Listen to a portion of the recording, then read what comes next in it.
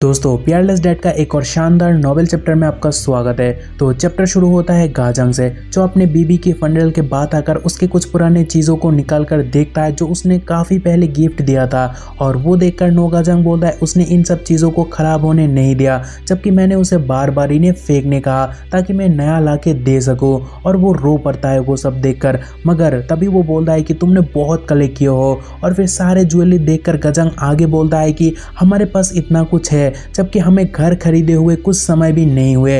और फिर वो बोलता है कि मुझे एक डिकेड तक अच्छी ज़िंदगी गुजारना होगा 3 बच्चों और 2 नैनीस के साथ। एंड ये सोचने के बाद वो आगे बोलता है मुझे ऐसा सोचना नहीं चाहिए, क्योंकि पैसा जितना ज़्यादा होगा उतना ही बढ़िया, सो मुझे और चाहिए। लेकिन तभी उसे कुछ अजीब ख्याल आता है और वो बोलता है वेट, क्या होगा अगर मैं मर जाऊँ? इन बच्चों का तो कोई रिलेटिव्स भी नहीं है। एंड ये सोचने के बाद वो बोलता है नहीं, मुझे तब तक जिंदा रहना होगा जब तक मेरे बच्चे खुद काबिल ना बन जाए। एंड ये सोचने के बाद वो काम मांगने पुराना मालिक के पास जाता है, जहाँ वो बोलता है कि नहीं मैं कुछ भी नहीं कर सकता। जहाँ गाजंग उसे बोलता है तुमने कहा था मैं एक स्पेशल प्रॉब्लम सॉल्वर हूँ, और साथ में तुमने ये भी कहा था कि मैं ज़्यादा कमाना डिजर्व करता हूँ अगर काम कम भी हो तो। जहाँ वो आदमी बोलता है हाँ, लेकिन फिर भी मेरा पर्सनल गार्ड बनना सुबह शाम वो बहुत ज़्यादा होगा। जहाँ गाजंग डेस्परेटली बोलता है कि लेकिन मैं अपने काम पर माहिर हूँ, मैं एक चूहे को भी अंदर घुसने नहीं दूंगा। जहाँ भी वो आदमी बोलता है फिर भी तुम्हारे डिमांड के हिसाब से मैं कुछ भी नहीं कर सकता हूँ। जहाँ तभी बेचारा गाजंग पोलाइट होकर पूछता है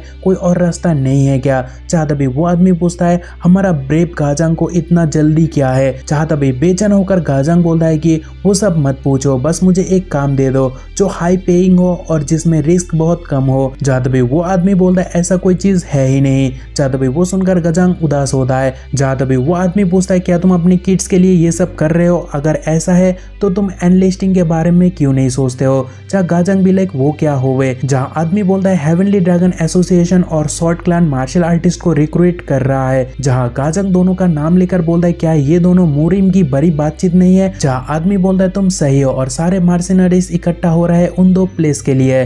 जहाँ तभी गाजंग पूछता है कि आखिर दोनों रिक्रूटिंग क्यों कर रहे हैं? तभी आदमी बोलता है मुझे कैसे पता होगा, बस मुझे इतना पता है वो लोग हाई अमाउंट पे कर रहे हैं, सो तुम्हें वहाँ अच्छी खासी अमाउंट मिल सकता है। तभी ये जानने के बाद गाजंग सोचता है कि हेवनली ड्रैगन एसोसिएशन और द शॉर्ट क्लैन, क्या मैं वहाँ अच्छा कर पाऊंगा? और फिर भाई आगे सोचता है कि heavenly dragon association and the short clan दोनों ने मूरी में काफी ज्यादा रिस्पेक्ट कमाया, सो क्या मैं वहाँ जा सकता हूँ? तभी वो आदमी बोलता है आई होप तुम्हें सब पता लग गया, अभी मुझे जाना होगा। तभी गाजंग पूछता है क्या वो खतरनाक नहीं होगा और क्या वो दोनों ग्रुप आपस में फाइट नहीं करते? तभी परेशान होकर वो आदमी बोलता है देख हम भी मूरिम पर ही है और हम भी अपना काम कर रहे हैं, तो ध्यान से सुनो। Heavenly dragon association, short clan, 4 connection association और द मूरिम अलायंस, इन सब ने लास्ट 3 साल पहले फाइट किया। जो सुनकर गाजंग भी लाइक रियली? जहाँ वो आदमी बोलता है हाँ, और अभी पावर्स का एक अच्छा बैलेंस बना हुआ है जिस कारण से सभी अपने घर पर होल्ड करके बैठे हुए हैं, सो तुम्हें इन सब चीजों पर ध्यान देने की जरूरत नहीं है।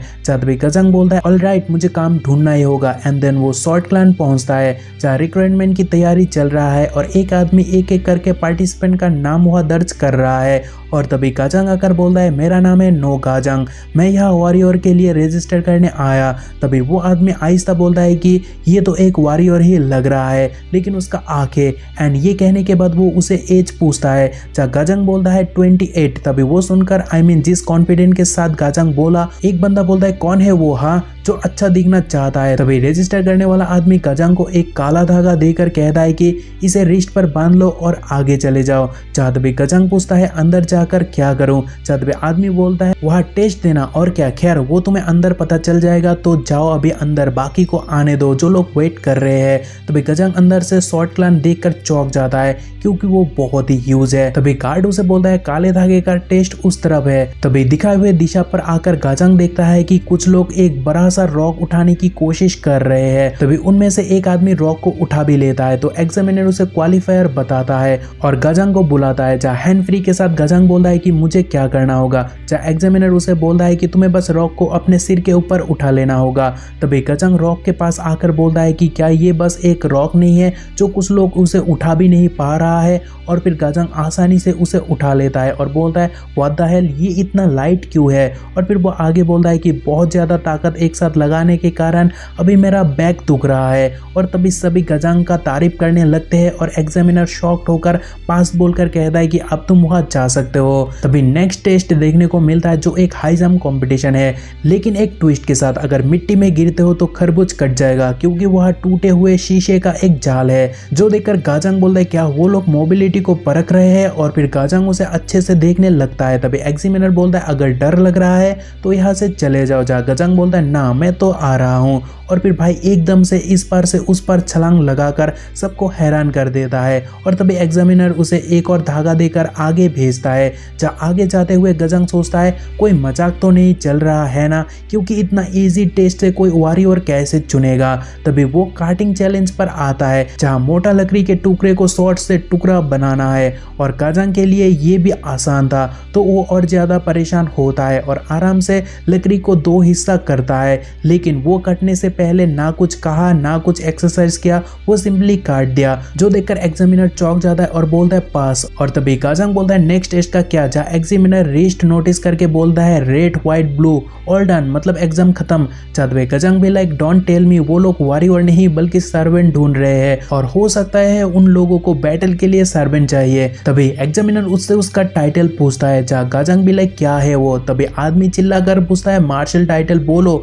तभी गाजंग बोलता है कि जहाँ मैं पहले काम करता था वहाँ मुझे स्पेशल प्रॉब्लम सॉल्वर कहा जाता था। जहाँ आदमी भी लाइक क्या स्पेशल प्रॉब्लम सॉल्वर। जहाँ गाजंग भी लाइक यप, और मैं इस फील्ड पर काफी ज्यादा फेमस हूँ। तभी एग्जामिनर बोलता है सो क्या तुम कह रहे हो तुम एक मर्सिनरी हो, तो तुम्हारा स्कूल के बारे में कुछ बोलो। जहाँ स्कूल सुनते ही गाजंग सोच में पड़ता है और बोलता है मुझे याद तो है मेरा टीचर स्कूल के बारे में कुछ बोल तो रहा था, लेकिन वो मुझे याद नहीं। जहाँ एग्जामिनर भी लाइक कौन हो तुम जो तुम्हें अपना स्कूल के बारे में याद नहीं। जो सुनकर गाजंग ऑकवर्ड हो जाता है और एग्जामिनर बोलता है कोई नहीं, जब तुम सारा टेस्ट क्लियर कर चुके हो तो बाकी सब मैटर नहीं करता है, और मैं तुम्हें एक फर्स्ट रेट वॉरियर रिकमेंड करता हूँ। जो सुनकर गाजंग भी लाइक लगता है टेस्ट बढ़िया गया, और जाते हुए उसे एक चीज दिखाई देता है। सो वो देखकर एग्जामिनर बोलता है वो उन लोगों के लिए है जिनके पास स्ट्रिंग्स है, और फिर वो मनी मन बोलता है कि वो एक्चुअल डिसाइपल के लिए जो उन्हें प्रैक्टिस के बाद क्लीन भी नहीं किया, लेकिन कुछ भी नहीं, वो उतना वैल्यूएबल नहीं है। एंड ये सोचने के बाद वो गाजंग को बोलता है क्या तुम इसे ट्राई करना चाहोगे।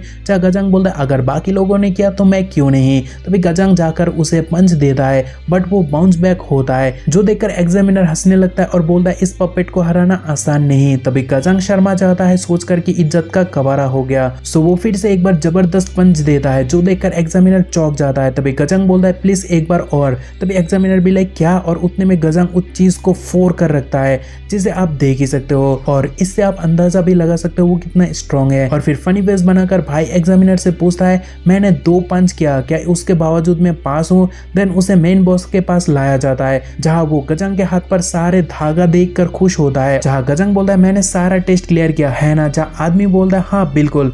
तभी गाजंग पूछता है तो क्या हम पैकेज और बेनिफिट्स के बारे में बात कर सकते हैं। जहाँ मास्टर भी लाइक क्या। तभी गाजंग बोलता है जबकि मैं एग्जाम क्लियर कर चुका हूँ तो हमें सब कुछ डिस्कस करना होगा है ना, कि मैं कहाँ से आया हूँ, मुझे कौन भेजा, मुझे कितना सैलरी मिलेगा और मुझे क्या चाहिए। तभी मास्टर बोलता है ओके तो तुम पूछो तुम्हें क्या जानना है। गाजंग बोलता है शॉर्ट क्लान पर फैमिली वेलफेयर पॉलिसीज क्या क्या है। तभी मास्टर भी लाइक वो क्या होता है। तभी गाजंग भी लाइक क्या तुम्हें पता नहीं एम्प्लॉयज को काम कराने के लिए मंथली सैलरी फैमिली वेलफेयर ये सब देना पड़ता है। लाइक देखो मैं ज्यादा कुछ नहीं मांग रहा हूँ, बस मुझे एक जगह चाहिए जहाँ मैं अपने बच्चों को फ्री में एक स्कूल भेज सकूँ पढ़ाने के लिए, और बगल में एक घर जहाँ मैं काम करूंगा। और हाँ मैं थोड़ा सा लालची हो रहा हूँ, अगर मुझे एक नैनी मिलती जो मेरे बच्चों का ध्यान रखते। एंड ये कहने के बाद वो अजीब वजह से मास्टर को घूरता है और बोलता है क्या मैंने कुछ ज्यादा मांग लिया। सो वो आगे बोलता है कि चलो नैनी को छोड़ो, उसे मैं अपने पैसों से ही ले आऊंगा, लेकिन मुझे एक घर और एक पढ़ाई का जगह चाहिए जहाँ मैं बच्चों को पढ़ाई के लिए भेज सकूं, क्योंकि ऐसा नहीं हुआ तो मैं अपने बच्चों को अच्छे से पढ़ा नहीं कर पाऊंगा। एंड ये कहने के बाद भाई भी लाइक क्या मैंने ज्यादा मांग लिया, क्या होगा अगर उसने मुझे रिजेक्ट किया तो। और वही होता है भाई, वहां से रिजेक्ट होता है। और नेक्स्ट सीन हमें गाजंग शॉर्ट क्लान के बाहर देखने को मिलता है, और वो गुस्सा होकर बोलता है चीप बास्टर्ड, ऐसा नहीं तुम लोग छोटा मोटा दुकान चलाते हो, बल्कि तुम मोरिम के 4 पिलर में से एक हो, और फिर भी तुम्हारा औकात बस इतना ही। ऐसा नहीं कि मैं कुछ बहुत ज्यादा मांग लिया, बस मैं इतना मांग रहा था ताकि मैं अपने बच्चों को अच्छे से देखभाल कर पाऊं। और फिर वो आगे बढ़ता है और बोलता है ड्रैगन एसोसिएशन तुम मुझे निराश बिल्कुल मत करना, क्योंकि मैं तुम्हारे पास आ रहा हूँ। जहाँ आज का ये एपिसोड खत्म होता है, लेकिन आपको आगे पता चलेगा कि क्या नो गाजंग को ड्रैगन एसोसिएशन पर काम मिलेगा या नहीं, और क्या वो अपने बच्चों के लिए नैनी को हायर कर पाएगा, एंड मोस्ट इम्पोर्टेंटली क्या उसके बच्चे को कुछ कुछ होगा, और अगर जानना है तो वीडियो को अपने दोस्तों के साथ शेयर करो। मिलते हैं अगले एपिसोड में। ट्रस्ट मी, इसका स्टोरी आगे और भी खतरनाक है, बस इसका आर्ट स्टाइल देखकर उसे जज मत करना। एंड आपको पता ही है, डोंट जज a book by its cover. So bye.